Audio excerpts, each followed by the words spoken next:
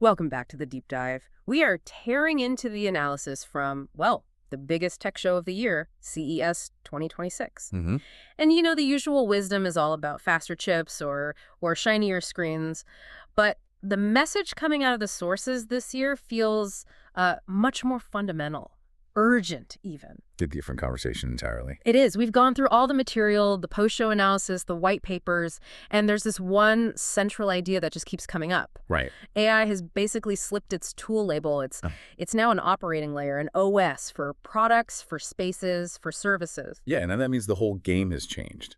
The competitive advantage isn't just adding a cool AI feature. No, Or- it's about designing a complete, durable, and importantly, a governed system. Exactly. And that's the critical point for you, the listener. Think about the AI we used just a year or two ago. It was, discrete thing, an app you'd open. You type a prompt, you get a reply. Simple. So simple. And that model's becoming obsolete, fast. The sources are all showing that AI is turning into this layer you live in. A layer you live in. What does that mean in practice?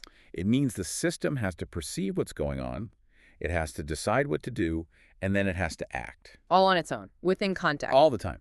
And that's why the big story of 2026 wasn't some new gadget. It was integration. Yeah. Deep cross-industry integration of this intelligence. That is a massive strategic pivot. So, okay, our mission today is to unpack the signals that confirm this seismic change. What did we actually see? And then what do you do about it? Right. We'll outline the 5 immediate priorities. Because if you're still just budgeting for AI features, you are already way behind the curve of system design. Let's get into it. Let's do it. Okay, let's start with the mindset contrast. The old way. It was all about features. My competitor's app summarizes emails, so we need that too. Feature parity. A race to the bottom, really. Whereas the new mindset is all about architecture. It's more like my entire sales pipeline is now governed by an intelligent layer that optimizes outreach. Based on real-time inventory and, customer state. It's a completely different level of thinking. So why does this system-level thinking win out? According to the analysis, I mean. It wins because the benefits compound. They build on each other. A one-off feature, that gets commoditized so fast, your competitor can copy it in 6 weeks. And then you have no advantage. None. But the sources point to 3 areas where system design creates this durable, lasting advantage. Okay. First, you get data network effects. If your AI is truly integrated, that layer you live in, it's learning all the time from safe, governed data flows across the whole system.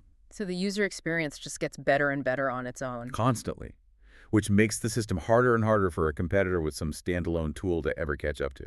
That sounds expensive. If you're a startup, isn't it just more practical to grab an off-the-shelf model instead of building this entire operational feedback system? Well, that's the distinction, right? An off-the-shelf model gets you the feature. Designing the system gets you the feedback loop.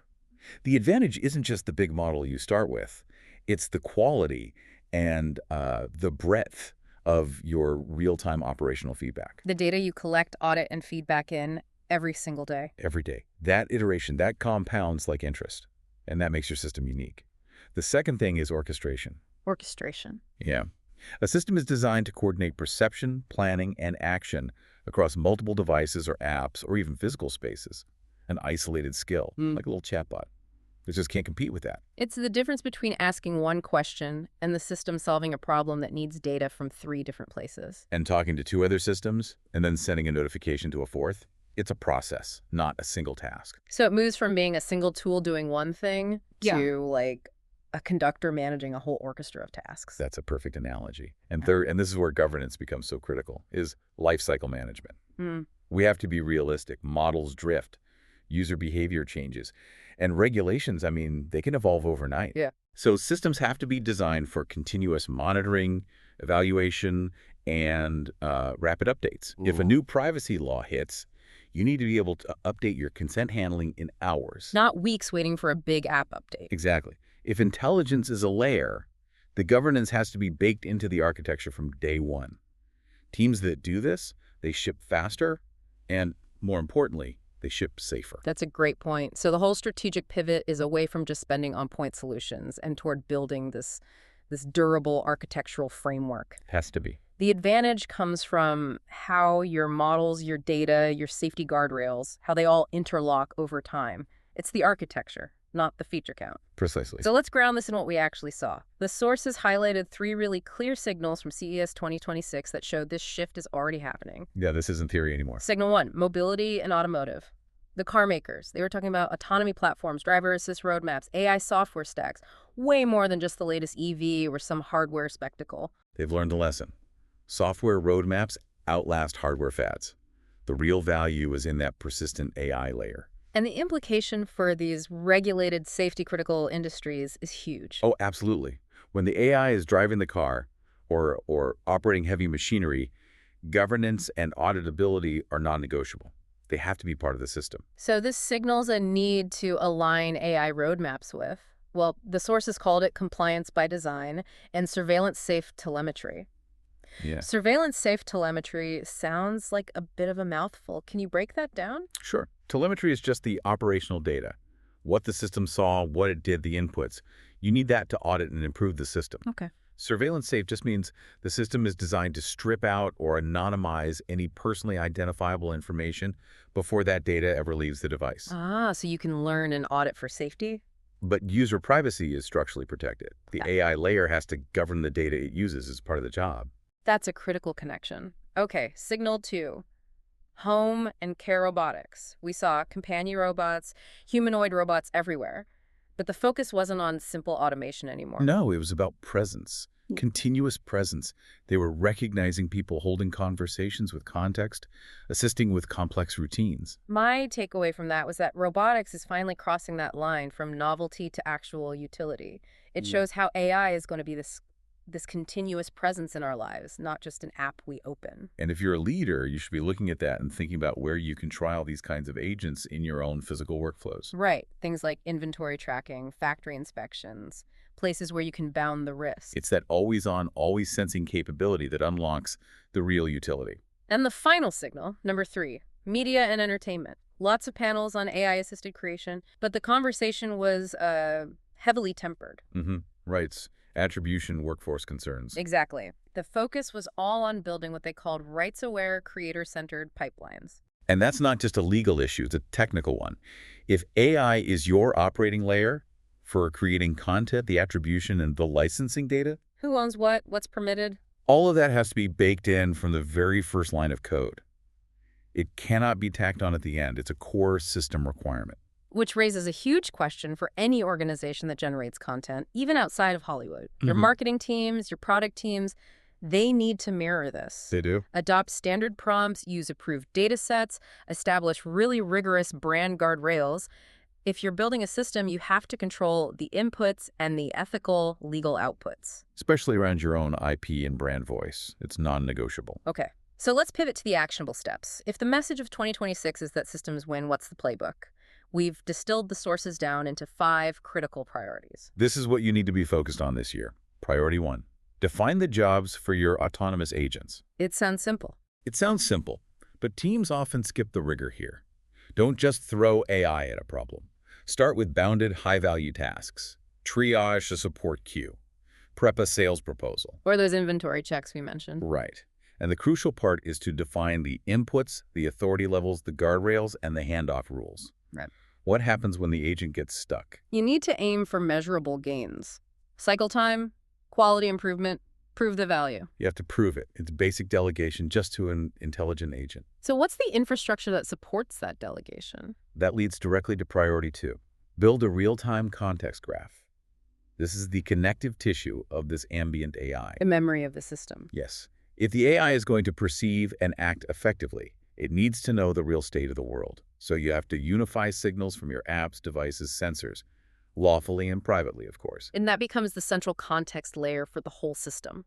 I love an analogy here. It's like we're moving from an AI that's a waiter who only knows your current order to an AI that's the bartender who remembers what you drink, where you sit, and your last 3 conversations. That's good. It's persistent memory. It is. And that persistent memory, that context graph, lets agents perceive the full picture, the who, what, where, when, and then act responsibly. Without it, the system is just guessing. And guessing is not acceptable for a layer you're supposed to rely on. Never. Which brings us to priority 3. Operationalize safety and governance.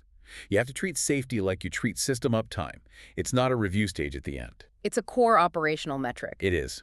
Define your misuse cases, run red team tests proactively, and create an explicit AI change management path. What happens when you update a model or change a core prompt? This connects right back to what we saw from the mobility leaders at CES. Exactly. This is why they were so focused on control. Governance cannot be an afterthought when failure involves real-world safety or, major compliance breaches. Right. So what's next? Priority 4. Invest in human-in-the-loop workflows. The sources are all very clear on this. The goal is to augment your creators and operators, not replace them. So the design has to focus on balancing that autonomy with skilled human oversight. Yes, and you have to design the actual mechanism of that loop. Set a confidence threshold, for example. If the AI isn't 99% sure, it kicks the decision out for human review. Or create structured audit logs that an operator has to sign off on. That's the stuff. Human review is absolutely vital for the weird edge cases, for maintaining brand voice, and for making sure rights management is respected. So the human role, it shifts from doing the task to managing the quality of the task performance. Perfectly put. And finally, priority 5. This feels like the most strategic choice, the one for the C-suite that defines the next decade. Okay. Choose platforms for longevity, not for hype. If last year was about trying a bunch of different tools, 2026 is about standardizing on interoperable stacks. Stacks that can survive multiple model and hardware cycles. Just like in automotive, the software roadmap defines the future. The hardware is just the carrier. So when you're evaluating vendors, you have to ask the tough questions. About their evaluation discipline, their model switching capabilities. Data portability, safety certifications. You need durability and flexibility built right into the system architecture. This shift, it really impacts every team, not just engineering. Based on the source framework, let's just quickly summarize those functional shifts people need to be thinking about. These conversations have to start now. For product teams, roadmaps have to shift from just feature drops to capability maturity. So instead of saying, we released a summary feature, they need to say, our perception capability can now triage 90% of support tickets with a defect rate of less than 0.5%. That's a capability. It's measurable. So the first thing product needs to stop doing tomorrow. Stop building siloed features that only generate data for themselves. If a feature doesn't contribute to that core capability, stack sensing, reasoning, acting, recovering, it's probably a dead end. Meanwhile, legal and risk teams, they have to get ahead of the curve. They need to pre-clear consent patterns, content rights, incident response plans for when the AI goes sideways. This is a totally different beast than just reviewing a static document. They're managing the risk of a system that acts on its own. It's about defining the acceptable parameters before deployment, not after an incident. You have to. And for HR and training teams, the job is now teaching the workforce how to manage an AI coworker. The sources call it agent collaboration. How to prompt, how to supervise. And crucially, how to audit AI outputs in their everyday tools. This is a new core skill. It's moving from just using an app to managing an autonomous agent. So if we tie this all back for the listener, the simple framework is 5 steps. Map the journey for friction reduction. Right. Second, instrument context. What must the system sense to act responsibly? Third, assign capability levels. What's automated versus what needs a human. Fourth, design your guardrails. And fifth, measure and iterate on those capability metrics. So the bottom line from CES 2026 isn't really that AI won. The message is that integration won. The leaders of the next couple of years will be the ones who stop chasing point solutions and start designing coherent systems. Systems across product, data, and governance. Yeah. The goal is simple, really. Users should experience intelligence not as a tool they have to open, but as a capability that's just there, woven into the fabric of everything. It fundamentally changes the relationship we all have with technology. When AI shifts from a reactive tool to this perceptive, continuous operating layer, we gain so much capability. But we also take on a new kind of supervisory burden. That's a great way to put it. And this leaves us with a final provocative thought for you to mull over. If AI is becoming a continuous presence that perceives and acts on its own, what new management and supervision skills, specifically audit, recovery, and prompt refinement, must you develop within your daily workflows to ensure that system is safe and effective, and not just another one-off tool? That is the new frontier. Thank you for joining us for this deep dive. We look forward to seeing the systems you build.